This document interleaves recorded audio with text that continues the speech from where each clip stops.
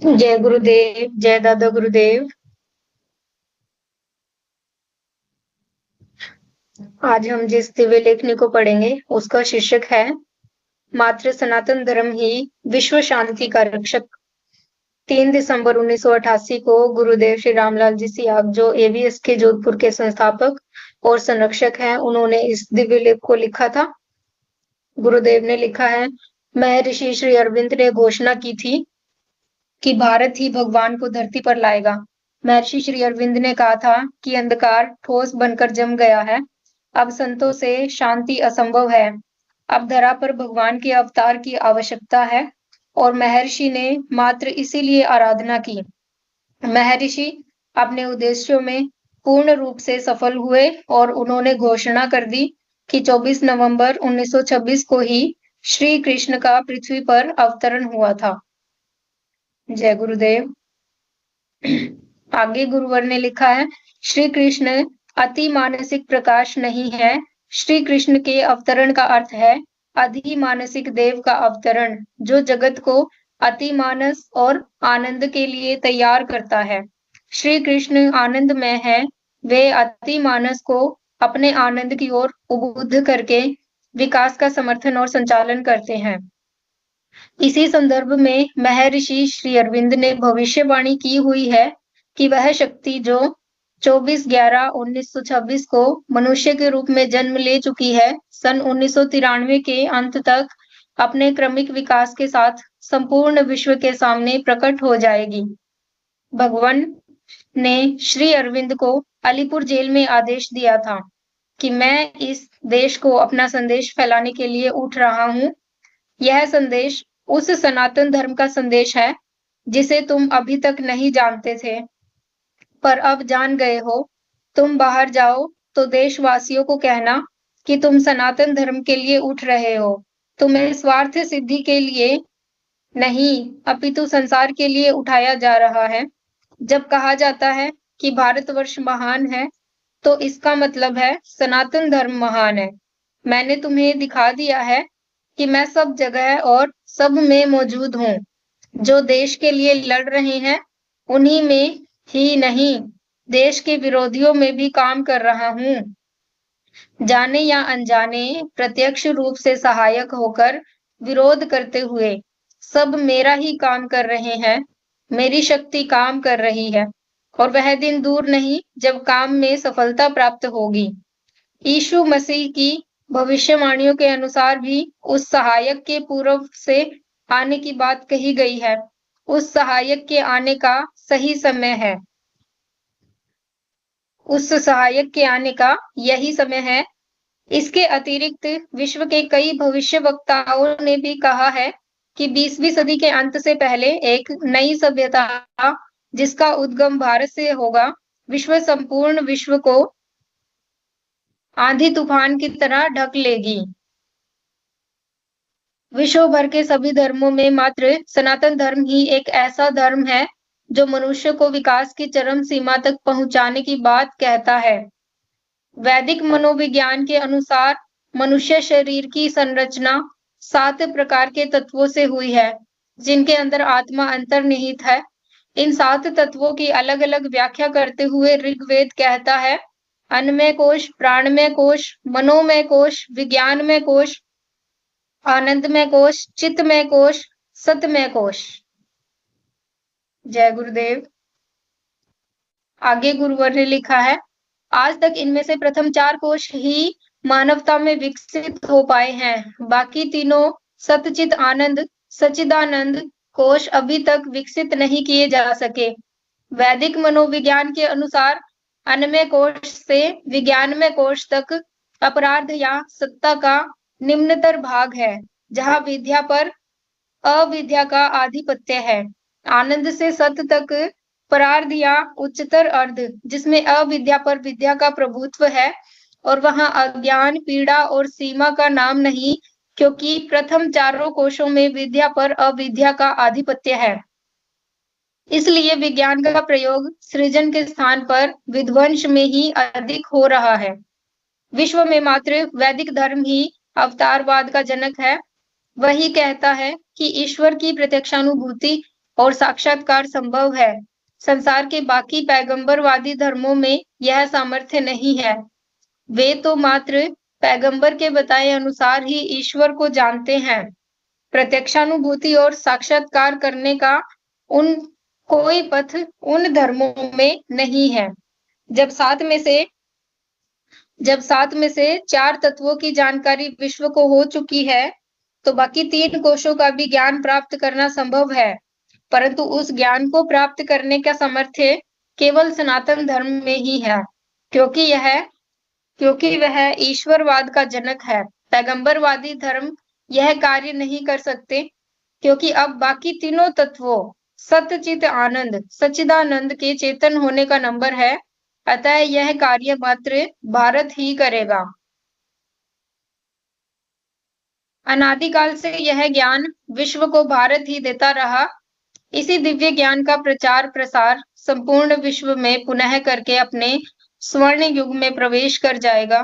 मनुष्य योनि में चरम विकास की बात कहते हुए भगवान श्री कृष्ण ने गीता के 13वें अध्याय में 23वें श्लोक में पुरुष की व्याख्या करते हुए कहा है, उपदृष्टा अनुमंता च भर्ता भोक्ता महेश्वरः परमात्मेति चाप्युक्तो देहे अस्मिन् पुरुषः परः। वास्तव में पुरुष इस देह में स्थित हुआ भी पर त्रिगुणातीत ही है। केवल साक्षी होने से, उपदृष्टा और यथार्थ सम्मति देने वाला होने से, अनुमंता एवं सबको धारण करने वाला होने से भर्ता, जीव रूप से भोक्ता तथा ब्रह्मादिकों का भी स्वामी होने से महेश्वर और शुद्ध सच्चिदानंद घन होने से परमात्मा ऐसा कहा गया है। गीता की उपयुक्त व्याख्या के अनुसार मनुष्य आत्म साक्षात्कार करते हुए तद्रूप बन सकता है। अतः वैदिक मनोविज्ञान के अनुसार उपयुक्त 7 तत्वों को चेतन करके मनुष्य अपने चरम विकास को प्राप्त कर सकता है। भारत के ही नहीं, विश्व भर के अनेक भविष्य वक्ताओं ने जो भविष्यवाणी की कि भारत का ही दर्शन 21वीं सदी में मान्य होगा। जय गुरुदेव। आगे गुरुदेव लिखते हैं, 21वीं सदी में भारत पुनः अपने जगत गुरु के पद पर आसीन हो जाएगा। इसी प्रकार भारतीय योग दर्शन भी क्रियात्मक ढंग से उस परम पद को प्राप्त करने की विधि बताता है। हमारे दर्शन के अनुसार मनुष्य ईश्वर की सर्वोच्च अभिव्यक्ति है। मनुष्य वास्तव में विराट है। अतः हमारा दर्शन स्पष्ट शब्दों में कहता है कि जो ब्रह्मांड में है वही पिंड में है। इसलिए ज्ञान संकलिनी तंत्र में कहा है, देहस्थाः सर्व विद्याश्च देहस्था सर्व देवता देहस्था सर्व तीर्थानि गुरुवाक्येन लभ्यते। ज्ञान संकलिनी तंत्र, इसमें उपयुक्त दार्शनिक सिद्धांत के अनुसार ऋषियों ने जब संपूर्ण ब्रह्मांड को देखकर उस परम तत्व की खोज मनुष्य शरीर में आरंभ की, तो पाया कि उस परम सत्ता का निवास सहस्त्रार में है। उसी ने अपनी शक्ति के सहारे इस संपूर्ण ब्रह्मांड की रचना की, जिसका निवास स्थान उसने मूलधार में पाया। इन्हीं दोनों तत्वों के कारण संपूर्ण सृष्टि की उत्पत्ति हुई।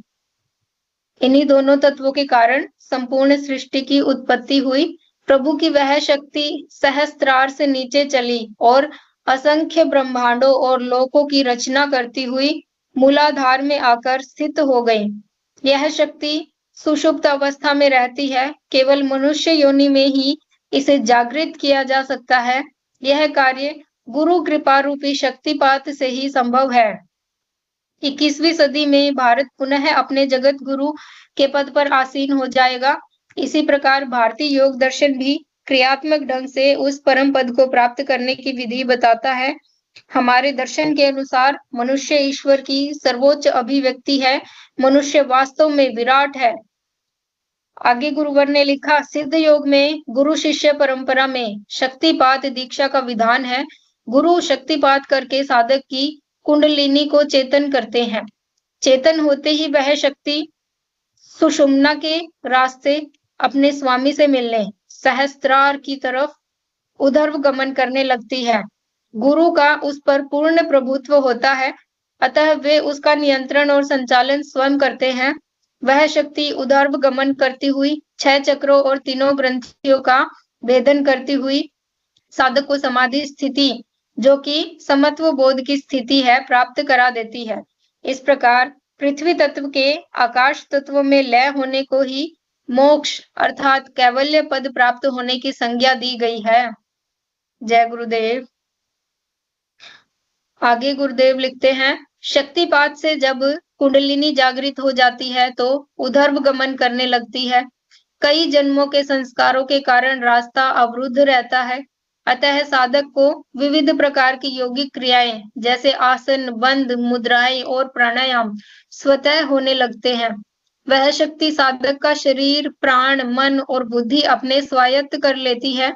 इस प्रकार जो क्रियाएं होती है उसमें साधक का किसी प्रकार का सहयोग या असहयोग कार्य नहीं करता है। साधक न तो उन्हें करने की स्थिति में होता है और न ही रोकने की। वह शक्ति सीधा अपने नियंत्रण में सभी क्रियाएं करवाती है। इस प्रकार भौतिक विज्ञान को यह खुली चुनौती है। मेरे शिष्यों में अनेक इंजीनियरिंग के छात्र तथा इंजीनियर हैं।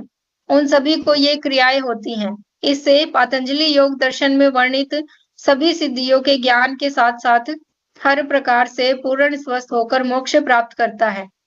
पतंजलि योग दर्शन में साधक को जिन सिद्धियों का ज्ञान प्राप्त होता है उनमें एक का नाम प्रातिभ ज्ञान है।